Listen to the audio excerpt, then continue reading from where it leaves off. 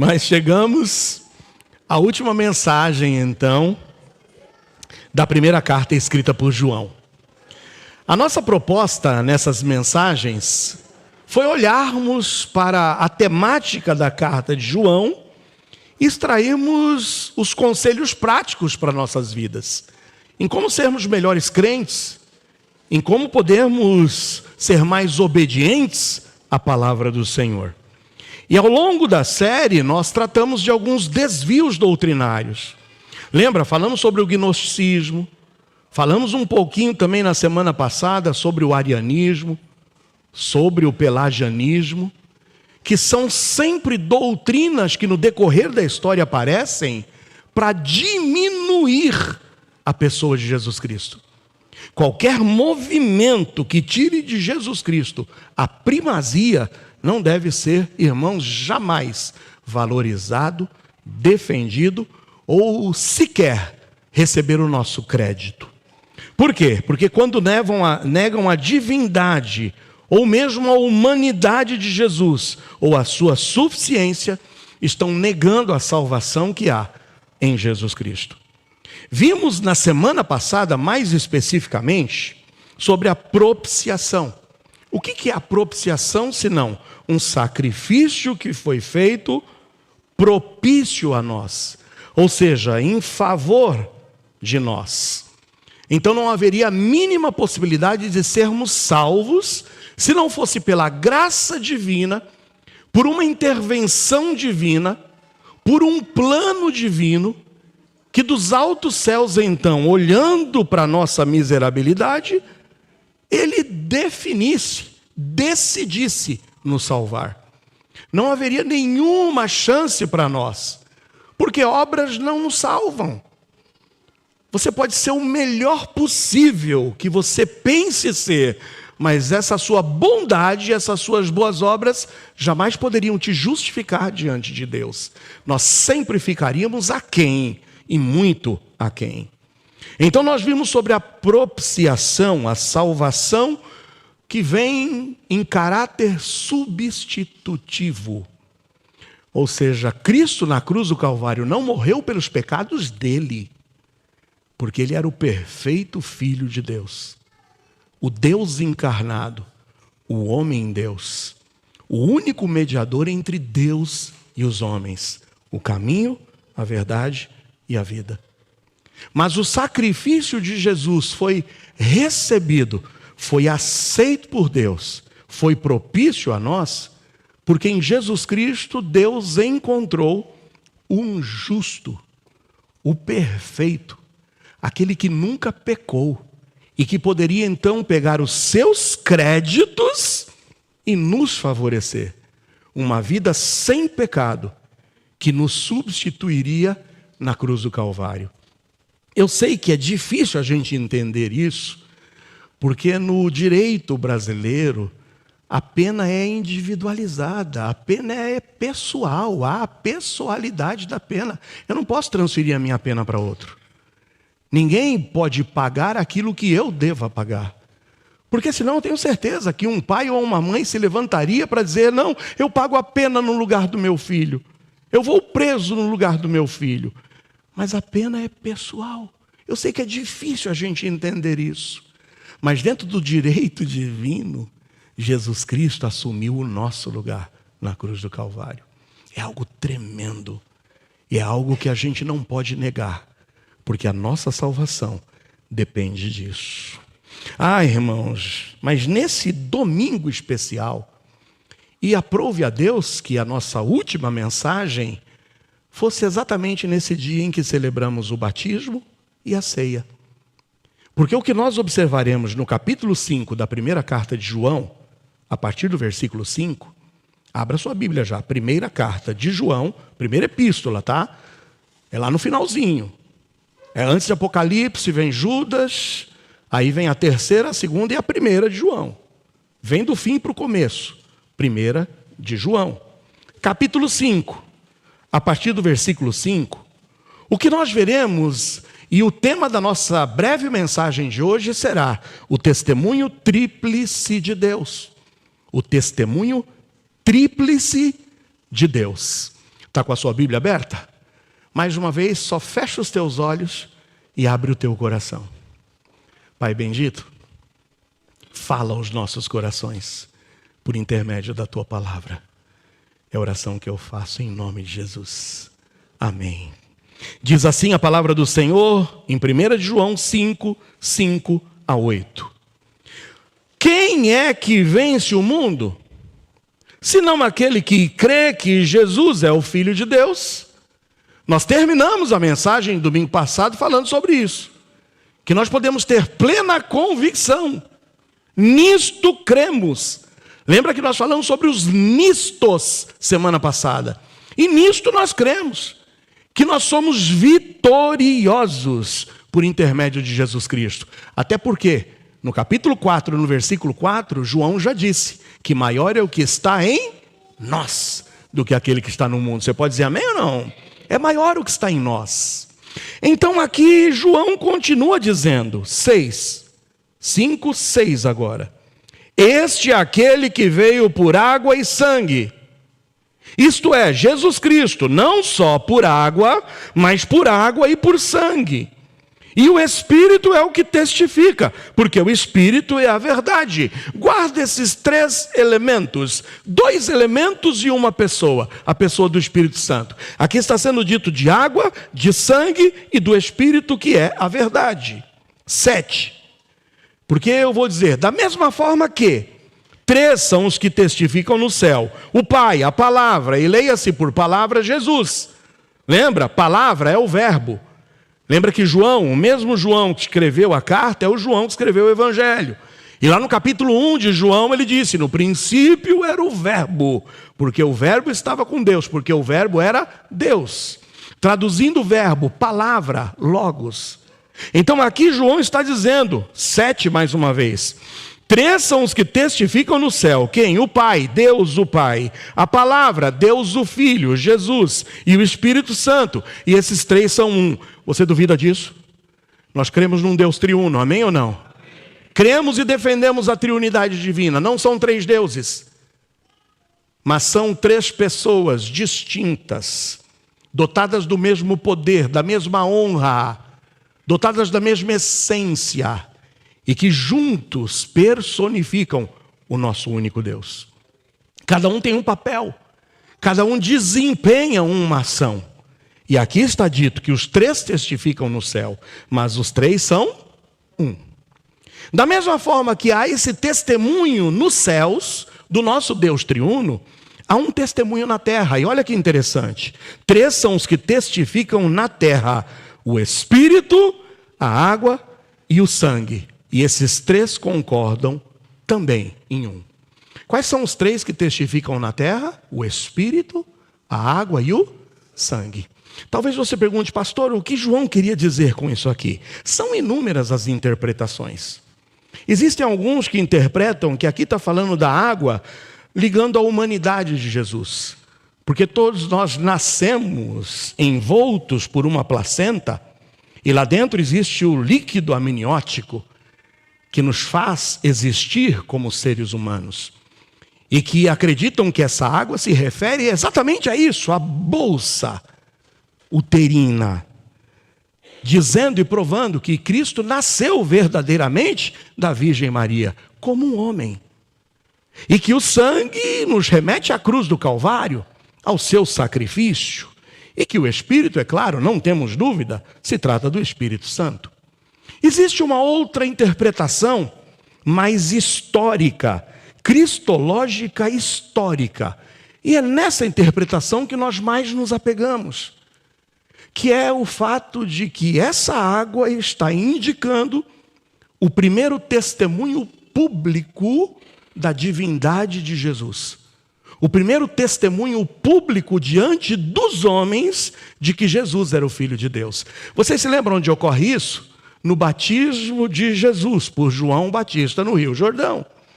Vocês se lembram o que ocorre lá em João, no Evangelho, no capítulo 3, a partir do versículo 16, diz assim, que sendo Jesus batizado, subiu logo da água, e eis que se lhe abriram os céus, e viu o Espírito de Deus descendo como pomba e vindo sobre ele. E eis que uma voz dos céus dizia, este é o meu Filho amado, em quem me comprazo. O primeiro testemunho da divindade de Jesus, de quem ele era, do seu ministério, vem no dia do seu batismo, água. O testemunho lá na água do Rio Jordão. Esse verdadeiramente é o Filho de Deus. Por isso que hoje, nessa figura em que nós descemos aquele batistério, naquela água, nós estamos ali também professando, cada um dos 6 que desceram, de que eles são filhos de Deus, amém ou não? Creram em Jesus Cristo como Salvador, creram no testemunho de Jesus. Por isso que o batismo é realmente um testificador, é um agente de testemunho público de quem é Jesus e de que nós cremos nele como sendo nosso Salvador. Mas também o sangue aponta para a cruz. Não somente a água, o testemunho público ali no Rio Jordão, de que Cristo era o Filho de Deus, nos faz verdadeiramente crermos, defendermos e levantarmos a bandeira da divindade de Jesus, mas também quando ele estava na cruz do Calvário, o seu sangue foi derramado. E o seu sangue na cruz do Calvário só tinha uma finalidade. Em Hebreus 9:22 diz que todas as coisas, elas quase que se purificam, mas nada é purificado sem o sangue. Porque é no sangue que há remissão dos nossos pecados. Então lá na cruz, o sangue é um testificador também da divindade de Jesus. Vocês se lembram? Jesus estava lá na cruz, e quando ele dá o seu último brado, que a Bíblia diz que ele então levanta os olhos aos céus e diz, Eloi, Eloi, lama sabachthani, Deus meu, por que me desamparaste? E ele deu um grande brado e expirou. Entregou o seu espírito a Deus. E a Bíblia diz que naquele momento, o véu lá do templo, aquele véu espesso que separava os mortais da presença de Deus, aquele véu que separava o lugar santo do lugar santíssimo, onde uma vez só no ano o sumo sacerdote passava por aquele véu para aspergir o sangue no propiciatório, naquela arca do concerto, para que pudesse pedir pela graça e pela misericórdia de Deus a que perdoasse o pecado do povo. Aquele véu que separava, a Bíblia diz que no momento em que Jesus expira, o véu do templo se rasga, e se rasga de alto a baixo, abrindo, escancarando. Agora não tem mais nenhum que vai se colocar entre mim e Deus. Porque entre mim e Deus agora existe Jesus, amém ou não? E vocês se lembram? Está lá um centurião romano, um pagão, um incrédulo, um soldado romano. Quando vê aquele fato, quando olha as trevas descendo sobre a terra, quando vê o terremoto, a terra se abalando, ele olha para a cruz e diz, este verdadeiramente é o Filho de Deus. Este é o Filho de Deus. Opa! É daqui? É daqui?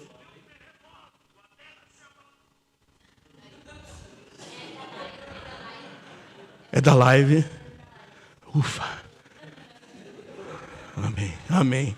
Vocês não ouviram, mas aqui veio o delay.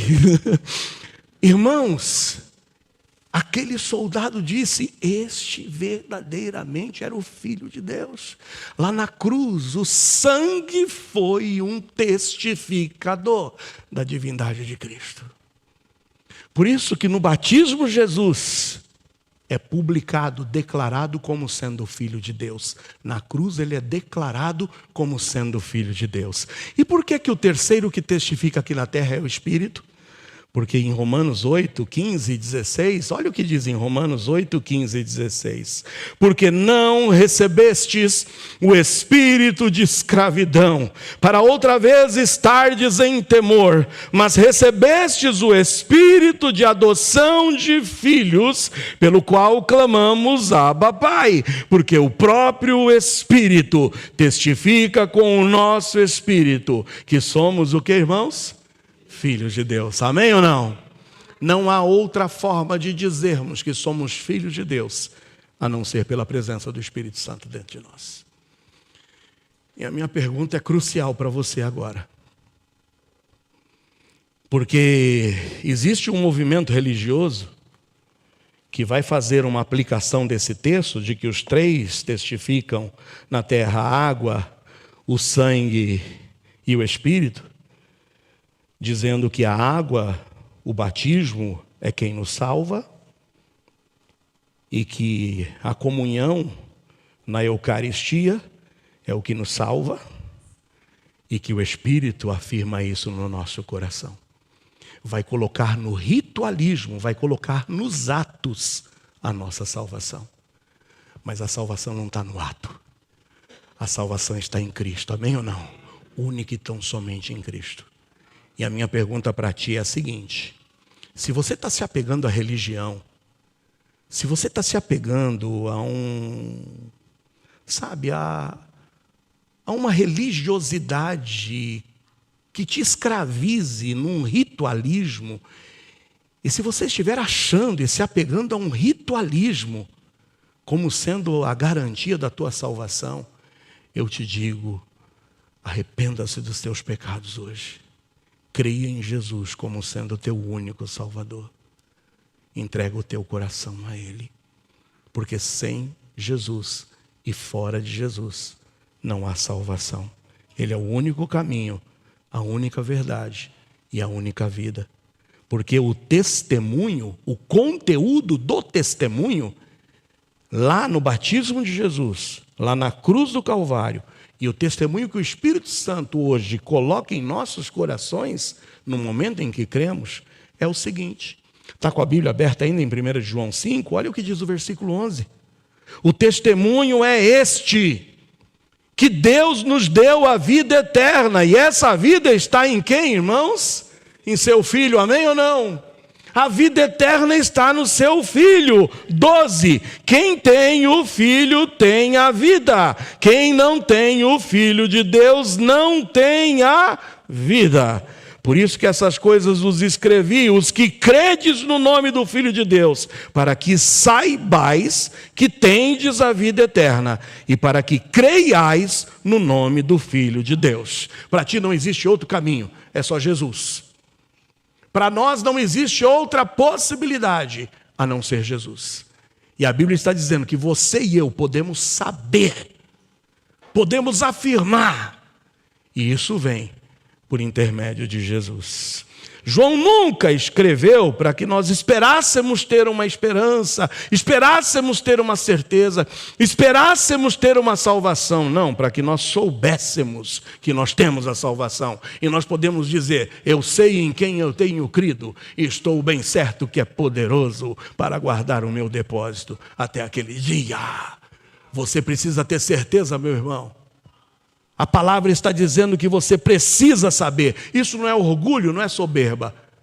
Por que eu posso saber? Não porque eu sou bom, não porque eu sou um autêntico ritualista, não porque eu sou um pastor, não porque você é um crente de carteirinha que nasceu num berço cristão, mas eu posso saber porque a palavra de Deus me dá essa certeza, e me dá essa certeza na pessoa de Cristo. Creia em Jesus, Ele é o único Salvador.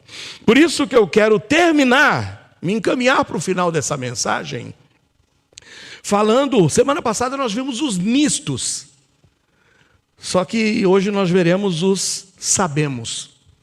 Porque quando eu comecei a ler aqui o capítulo 5, eu comecei a grifar.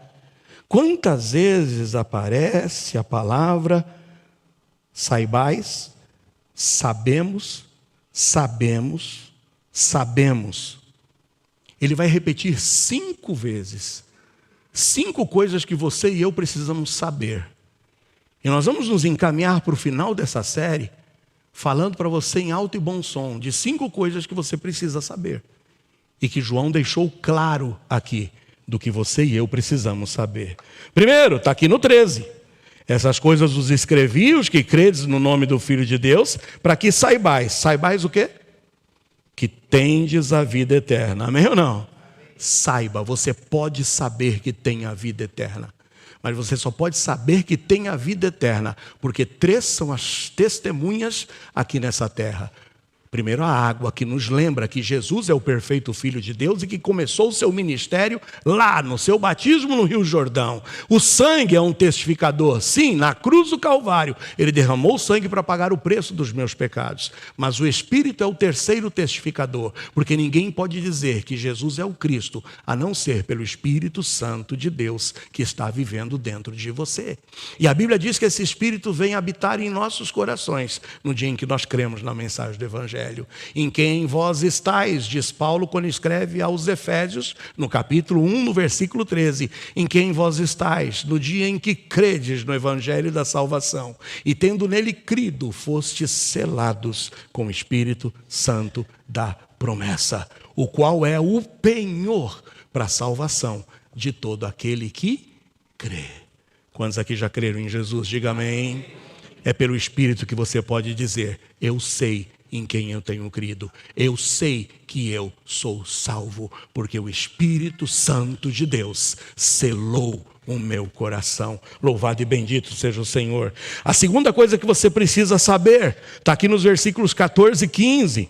Esta é a confiança que temos nele. Se você já sabe que tem a vida eterna, você pode ter uma confiança. E qual é a confiança que temos nele? Que se pedirmos alguma coisa, segundo a sua vontade. Tem aqui um condicional. Se pedirmos alguma coisa, segundo a sua vontade. E se sabemos que ele nos ouve em tudo o que pedimos, sabemos que alcançamos as petições que lhe fizemos. Você tem orado para que a vontade de Deus se cumpra na sua vida? Ou você tem orado para que os teus deleites sejam satisfeitos? Porque Tiago uma certa vez disse, vocês pedem, mas pedem mal, porque vocês querem gastar os seus próprios deleites. Peça pela vontade do Senhor, execute a vontade do Senhor na sua vida e tenha certeza absoluta que o que é da vontade de Deus, isso se cumprirá, amém ou não? Se cumprirá em sua vida. Saiba então que você tem a vida eterna, e se você sabe que tem a vida eterna, saiba que o Senhor ouve as tuas orações. Não duvide de que Ele ouve as tuas orações. Terceira coisa que você precisa saber, está nos versículos 16, 17 e 18. Se alguém vir pecar seu irmão, pecado que não é para a morte, orará e Deus lhe dará vida. Aqueles que não pecarem para a morte, mas há pecado para a morte. E por esse não digo que ore. Toda iniquidade é pecado, e há pecado que não é para a morte. Mas sabemos que todo aquele que é nascido de Deus não peca, ou seja, não vive na prática do pecado. Mas o que de Deus é gerado conserva-se a si mesmo, e o maligno não lhe toca. Esse versículo tem algumas coisas profundas que eu preciso te dizer. Existe pecado para a morte. E não adianta você orar por um pecado que é para a morte. Pastor, me explica isso. Que pecado é esse para a morte que não adianta orar, porque o Senhor não vai mudar? E de fato essa pessoa que pratica esse pecado para a morte vai morrer. E não adianta, eu posso acender vela, eu posso fazer romaria, eu posso fazer procissão, eu posso dar oferta, eu posso fazer 1001 coisas, mas não adianta. Não ore, porque esse pecado é para a morte. A Bíblia nos diz que a blasfêmia contra o Espírito Santo, ou seja, negar veementemente a salvação que há em Jesus Cristo, rejeitar a Jesus Cristo como sendo o Salvador, impede que essa pessoa seja salva. E agora o que eu vou dizer talvez vai doer no teu coração. Porque talvez você tenha perdido entes queridos seus. Entes queridos seus que rejeitaram a Jesus Cristo. Entes queridos teus que tiveram a oportunidade, que ouviram a mensagem do Evangelho, mas que de forma deliberada disseram não. Eu nunca me esqueço, e Cida vai se lembrar do testemunho da irmã Sati Juliamita. A Sati, lembram da Sati? Quem os mais antigos vão se lembrar, a professora da PEC, aquela japonesinha pequenininha, mas que grande mulher. Evangelista de mão cheia. Não deixava ninguém se aproximar dela sem ouvir a mensagem do Evangelho. Eu me lembro quando Sati pediu que nós orássemos, porque ela ia fazer uma visita para uma senhora que estava acamada no leito da morte. Estava desenganada pelos médicos. Ela falou: eu vou mais uma vez insistir, eu vou apresentar o Evangelho para aquela mulher. E lá no hospital, aquela mulher quase sem fala, quase sem nenhum tipo de movimento, mas ainda com a sua lucidez, ouviu mais uma vez a Sati apresentando a mensagem do Evangelho para ela. Mas aquela mulher, no último momento e suspiro da sua vida, olhou nos olhos de Sati e disse: eu não quero. Eu não quero.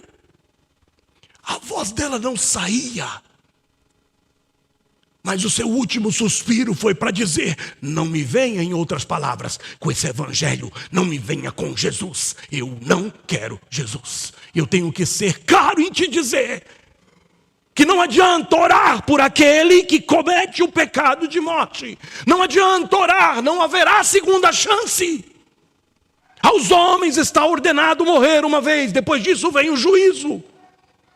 E quem não creu em Jesus nessa vida, quem deliberadamente rejeitou a Jesus, rejeitou o sangue de Cristo, não adianta orar: Senhor, tenha piedade. Senhor, era uma pessoa tão boa. Senhor, quantas missas eu preciso promover, quantas velas eu preciso acender. Senhor, eu faço de tudo, eu vou de joelhos, eu carrego uma cruz. Não há o que façamos por aquele que rejeitou a Cristo em vida. E se você está aqui, é um desses que tem relutado, tem ouvido falar de Jesus, mas está dizendo: quem sabe numa outra oportunidade, quem sabe depois, eu vou pensar um pouquinho mais. Eu quero te dizer, não há oração que possa salvar alguém que rejeita a Cristo nessa vida.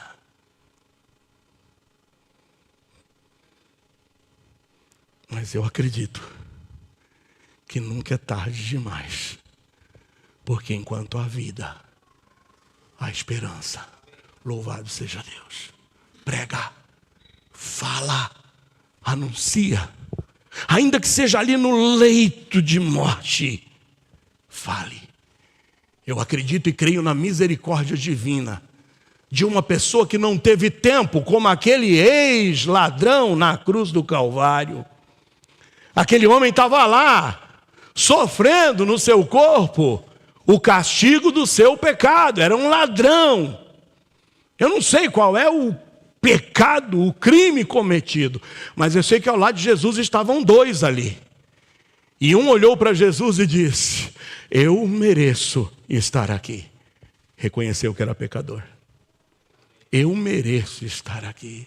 Mas este nada fez para que aqui estivesse. Reconhece a perfeição em Jesus. Reconhece que ele era o perfeito e que nunca havia pecado, mas reconhece mais ainda que ele era o Messias, que ele era o Rei divino, quando diz: lembra-te de mim quando entrares no seu reino. Ele o reconhece como o Rei, como o Messias. E as palavras de Jesus para aquele homem foram as seguintes: eu te digo hoje, na verdade e em verdade eu te digo, que hoje mesmo estarás comigo no paraíso. Você pode dizer amém ou não? Ele não teve tempo, não foi batizado, não teve tempo de ir para a igreja, não aprendeu a orar, não foi para a classe de preparação para batismo, mas ele creu em Jesus no último suspiro da sua vida e recebeu do Mestre a sua salvação. Há um cântico que diz: meu amigo, hoje tu tens a escolha, vida ou morte, qual vais aceitar? Amanhã pode ser muito tarde, hoje Cristo te quer libertar. Ao findar o labor dessa vida, não tem mais do que se faça. crê em Jesus hoje como sendo o seu Salvador. E se você creu em Jesus como Salvador, quantos podem dizer amém? Sabe que você tem a salvação ou não? Sabe que você pode orar segundo a vontade do Senhor, Ele vai te ouvir? Você sabe disso, amém ou não? Mas você precisa saber também que crente não vive na prática do pecado. Está aqui. Sabemos que todo aquele que é nascido de Deus não peca, no sentido de não viver na prática do pecado. Mas o que de Deus é gerado conserva-se a si mesmo e o maligno não lhe toca. Arrependa-se das suas práticas pecaminosas. O quarto sabemos está no versículo 19. Sabemos que somos de Deus, amém ou não? E que o mundo jaz no maligno. Ô meu irmão, saiba disso, tenha certeza absoluta. Saiba que você é de Deus, o maligno não lhe toca. Maior é o que está em você do que aquele que está no mundo. Eu não estou dizendo para você ficar provocando o capeta. Como assim pode dizer? Você não vai ficar cutucando ele com vara curta, mas você pode ter certeza que nada nesse mundo é mais poderoso do que o meu Deus, amém ou não? O maligno não nos toca. Para com esse medo, sabe, de andar pela rua, medo de escuro, medo de não sei o que, ai medo, meu Deus, eu cruzei com uma macumba, meu Deus do céu, o que eu faço agora? Eu pisei, eu não devia ter pisado. Meu irmão, maior é o que está em nós do que aquele que está no mundo, amém ou não? Para com esse negócio, fizeram um trabalho para mim, botaram o olho gordo em mim. Que botar o olho gordo? O olho de Deus é maior do que qualquer olho gordo que exista. E os olhos do Senhor estão sobre os seus, os protegendo e os guiando. Entrega a tua vida a Deus e saiba disso, somos de Deus. E o maligno não nos toca. E o último saber está no versículo 20. Sabemos que já o Filho de Deus é vindo. Você acredita nisso mesmo ou não? Ele já veio, irmãos. E nos deu entendimento para que conheçamos ao verdadeiro. E no que é verdadeiro estamos. Isso é em seu Filho Jesus Cristo. Este, ou seja, Jesus Cristo, é o verdadeiro Deus e a vida eterna. 5 sabemos. Sabemos que temos a vida eterna. Amém ou não? Sabemos que nossas orações são ouvidas, amém ou não? Sabemos que não podemos viver na prática do pecado, amém ou não? Sabemos que somos de Deus e o maligno não nos toca, você pode dizer amém? Mas sabemos que o Filho de Deus é o verdadeiro Deus e fora dele não há salvação. Por isso eu concluo, irmãos. Aprendemos nessa primeira carta de João que Deus é luz. Uma das primeiras revelações nessa carta foi que Deus é luz e nele não há trevas nenhumas. Portanto, se Deus é luz, devemos andar com Ele na luz e caminharmos em transparência e verdade. Aprendemos que Deus é amor e aprendemos que Ele nos amou primeiro. E nós só podemos amá-lo porque Ele nos amou primeiro. E se Ele nos amou primeiro, devemos amá-lo, mas também amar o nosso próximo. Mas aprendemos também que Deus é vida. E vida eterna que se manifesta em Jesus Cristo, o Filho de Deus encarnado, no qual nós temos comunhão com o Pai e temos a certeza inabalável da salvação. Por isso, diante de tudo isso, João fecha a carta. E o último versículo é curtinho. Olha o que diz o último versículo, versículo 21 do capítulo 5. Filhinhos, guardai-vos de quem? Eu não ouvi. Guardai-vos de quem? Guardai-vos dos ídolos. Talvez você olhe para isso e fala, não, pastor, eu não adoro ídolos, não. Porque a gente imagina que ídolo é somente aquela peça de gesso, peça de madeira, peça de metal que é feita, simbolizando, quem sabe, uma pessoa, um santo do passado. E nós achamos que idolatria é só isso, é se prostrar e venerar uma imagem. Mas aqui João termina dizendo filhinhos, e se está falando filhinhos, ele está falando para você e para mim, que somos salvos. E que conhecemos a salvação. Ele está dizendo, guardem-se dos ídolos. Sabe qual é o maior perigo para alguém que já foi alcançado pela luz, pelo amor e que já conhece que a vida eterna está em Deus e em Jesus Cristo, é quando isso é somente uma expressão externa e não uma expressão interna de dentro do coração. Porque ídolo, meu irmão, não é simplesmente uma imagem. Ídolo é tudo aquilo que promete para ti aquilo que só Cristo pode dar. Ídolo é qualquer coisa que você coloque no lugar de Deus para ter segurança, para ter satisfação e para ter salvação. Portanto, o teu ídolo podem ser os teus bens. Talvez você ache, eu hoje estou em paz porque eu tenho um bom trabalho, uma boa reserva, e olha o quanto aqui eu consegui construir. Está todo mundo falando de crise. Olha a minha conta, olha o meu patrimônio. Você sabia que isso tudo pode ir embora num sopro? Em que está apoiada a tua segurança? Nos teus bens?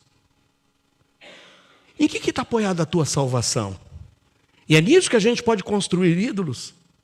Quando a gente acha que vai ser salvo porque eu tenho sido uma boa pessoa. Eu me comparo com os outros? Que é isso? Eu estou num nível acima. Olha aí o que eu tenho sido como pai, como esposo, como empregado. Eu tenho honrado, tenho respeitado. Pode puxar minha capivara, não tem nada aí. Eu sou justo. É nisso que você está apoiando a tua salvação?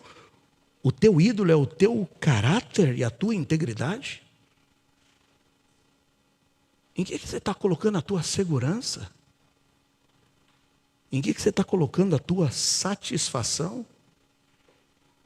Qualquer coisa que ocupe o lugar e que você coloque na tua vida para te fazer sentir ou saber ou fazer o que só Cristo pode fazê-lo, isso se constitui em um ídolo. Por isso, guardai-vos dos ídolos, porque quem tem o Filho tem a vida, mas quem não tem o Filho jamais verá a vida.